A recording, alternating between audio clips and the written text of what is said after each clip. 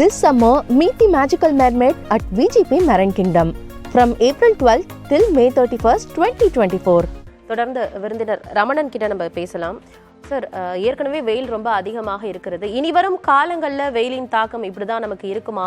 இந்த எல்னினோ இதுக்கும் அதே போல நம்ம தமிழகத்துல நிலவர இந்த வெப்பநிலைக்கும் ஏதாவது தொடர்பு இருக்கா? அது குறித்த விவரங்கள். எல்னினோலாம் போயிடுதுங்க. இன்னொன்று, எல்னினோக்கு டைரக்ட் இம்பேக்ட் கிடையாது. எல்னினோங்கிறது வந்து பசிபிக் கடலில் ஒரு பகுதியில் வெப்பம் அடைவது, ஈக்குவடார் பெரு பக்கத்தில். காரணம் என்னென்னா, அந்த நீரோட்டம் மாறும். இந்த தெற்கு இது இருக்குல்ல, சவுத் போல், அங்கேருந்து வரக்கூடிய நீரோட்டம் வந்து பெருவியன் கரண்ட்டும்பாங்க. அது மாதிரி நில நடுக்கோட்டு பகுதியிலேருந்து வரும்.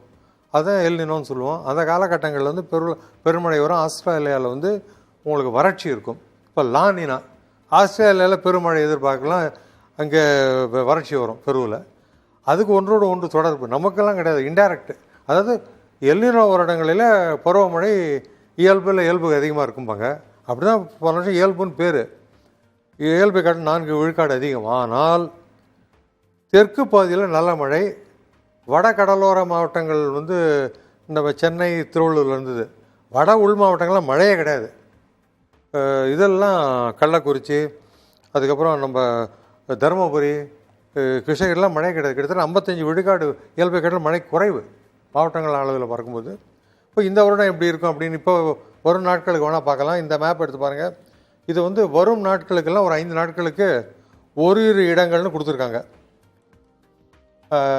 ஆக்சுவலி இப்போ என்னன்னாக்கா, இந்த ஓரிரு இடங்கள் நிலைமை ஒரு சில இடங்கள், அதாவது 6ஆம் நாள் 7ஆம் நாள் கொடுத்துருக்காங்க, மழை அதிகரிக்கிருக்காங்க.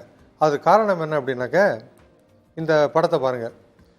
இந்த ஆன்டி சைக்ளான்னு சொன்னேன் பாருங்கள், இது நகர்ந்து போயிடுது. இப்போ நகர்ந்து இது வந்து அரபிக்கடல் பகுதிக்கு போயிடுது. அதுக்கப்புறம் ஆந்திரா பகுதியிலையும் சரி, தமிழ்நாட்டு பகுதியிலையும் சரி, காற்றின் திசை சற்று மாறி உள்ளது. மழை ஊக்குவிக்கும் முகமாக மாறி உள்ளது. அதனால் நம்ம வந்து கண்டிப்பாக மழை எதிர்பார்க்கலாம், டெஃபினட்டாக. சார், நம்ம அதே போல மழைக்கு என்னென்ன வாய்ப்பு இருக்கு அப்படிங்கறத பத்தி நம்ம தொடர்ந்து பேசலாம் சார். பேராசிரியர் திரு ராமச்சந்திரன் அவர்கள், சார், இப்போ வெயிலுக்கு என்ன காரணம், அது குறித்துலாம் நம்ம தொடர்ந்து பேசிட்டோம். இதுக்கு அறிவியல் ரீதியான தீர்வுகள் அப்படின்னா நம்ம என்ன பார்க்கலாம் சார்? அறிவியல் ரீதியாக வந்து உங்களுக்கு 2 தீர்வு தான்.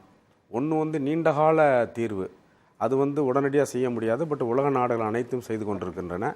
அது வந்து எரிசக்தி மேலாண்மை. அந்த எரிசக்தி மேலாண்மையில் நிலக்கரி, பெட்ரோல் இல்லாத எரிசக்தி உற்பத்தி செய்கிறதுல முக்கிய கவனம் செலுத்தணும்.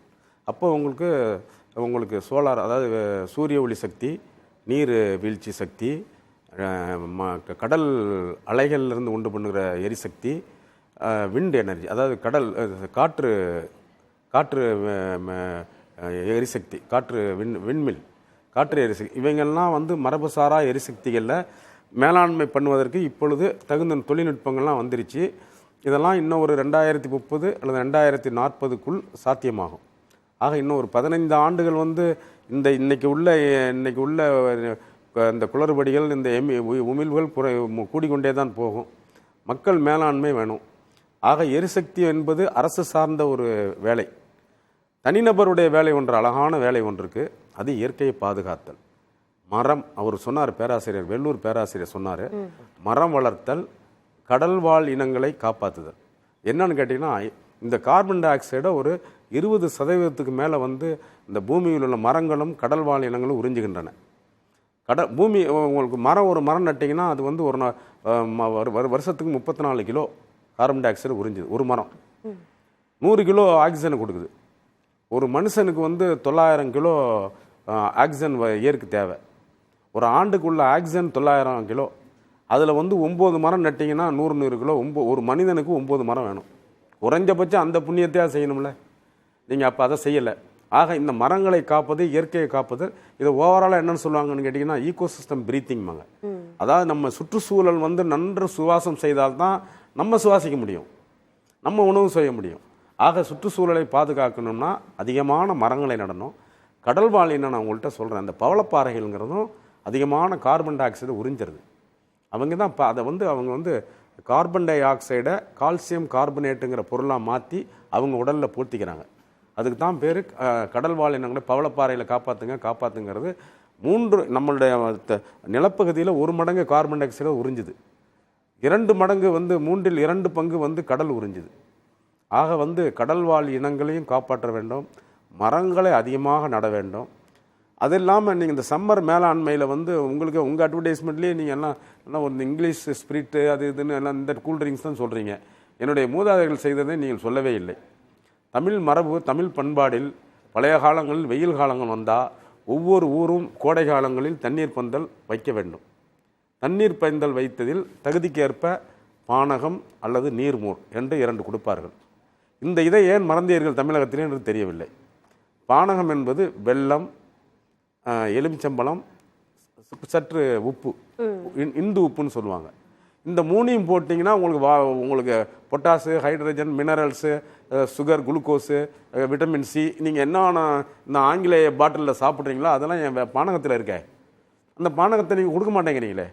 எல்லாரும் சேர்ந்து ஒவ்வொரு இண்டஸ்ட்ரியும் ஒரு பானை வெளியே வச்சு எல்லாரும் பொதுவான ஒரு உழைப்பு செய்யலாமே. இவ்வளவு தொழிற்சாலைகள் வச்சுருக்கீங்க, இவ்வளவு பெரிய தனவான்கள்லாம் இருக்கீங்க. பங்களாவுக்கு முன்னாடிலாம் ஒரு பானக பாட்டில் எல்லாருக்கும் கொடுத்து எல்லாரும் ஒன்று சேர்ந்து இந்த வெப்பத்தை மேலாண்மை பண்ணணுமே. ஓகே சார், இதெல்லாம் தவறுகள தீர்வுகள் அப்படி நான் எடுத்துக்கிறேன். இதுதான் முதல் தீர்வு. நீங்க ஜூஸ் சாப்பிடுங்க, இளநீ சாப்பிடுங்க, விட்டமின் சி எல்லாராலையும் முடியாதம்மா. ஏழைகளுக்கு, கிராமங்களில் உள்ளவங்களுக்கு பானகம் கொடுங்க, நீர்மோர் கொடுங்க. அந்த வெப்பத்தை இப்படி தான் மேலாண்மை செய்ய முடியும். சரிங்க சார். திரு ரமணன் அவர்கள், எந்தெந்த இடங்கள்ல மழைக்கான வாய்ப்பு இருக்கு இதன் பிறகு நமக்கு தமிழகத்துல? 7ஆம் தேதி மழை அதிகரிப்பதற்கு அந்த அட்டவணை காமிச்சேன். இந்த இடத்த பாருங்க. இப்போ இதுதான் சென்னை.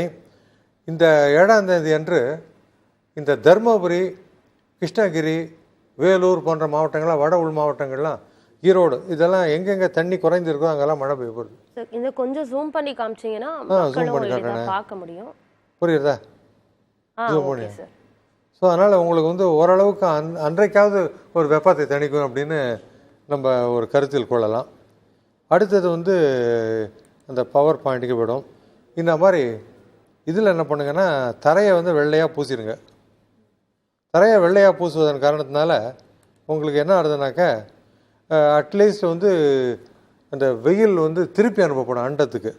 ஸோ அந்த அளவில் நல்லாயிருக்கும். அடுத்தது பூத்தொட்டி கூட வைக்கலாம். இந்த மாதிரி பூத்தொட்டிகள்லாம் வைப்பதன் மூலம் என்ன ஆகுதுனாக்க, இலை நீராவி போக்கு இருக்கும் அந்த இலையிலிருந்து. ஸோ அந்த அளவுக்கு அதை குறைக்கும் அப்படின்னு நம்ம எதிர்பார்க்கலாம். சரி, சென்னையில் எப்படி சார்? சென்னையில் மழைக்கான வாய்ப்பு இருக்கா இதன் பிறகு? நம்ம ஏதாவது 1 நாள் இல்லை 2 நாள் எதாவது எதிர்பார்க்க முடியுமா? வரும். அந்த நிலை வரும்போது வரும். கவிஞர் வாக்கு பொய்யாகாது. கோடையில் 1 நாள் மழை வரலாம் பாடியிருக்காரு இல்லையா? அதனால் வச்சுக்கலாம். அதாவது அன்று இடியுடன் கூடிய மழை வெப்பசலத்தில் வந்தால் அன்று நல்லா இருக்கும், அவ்வளோதான். திருப்பி மறுநாள் பெயர் தான் பார்க்கணும். பொதுவாக இந்த பருவமழை தொடங்கிய பிறகு ஜூன் 1ஆம் தேதி சராசரி நாள். சற்று முன்பே கூட தொடங்குவதற்கான வாய்ப்பு உண்டுன்னு சொல்கிறாங்க இந்த வருடம். ஸோ அப்படி தொடங்கும் பொழுது உங்களுக்கு நிலைமை சரியாவதற்கான வாய்ப்புகள்லாம் உண்டு. ஏன்னா எப்போதும் அப்படியே இருக்கணுங்கிறதுலாம் கிடையாது. அடுத்தது இந்த பருத்தி உடையெல்லாம் உடுத்தலாம்.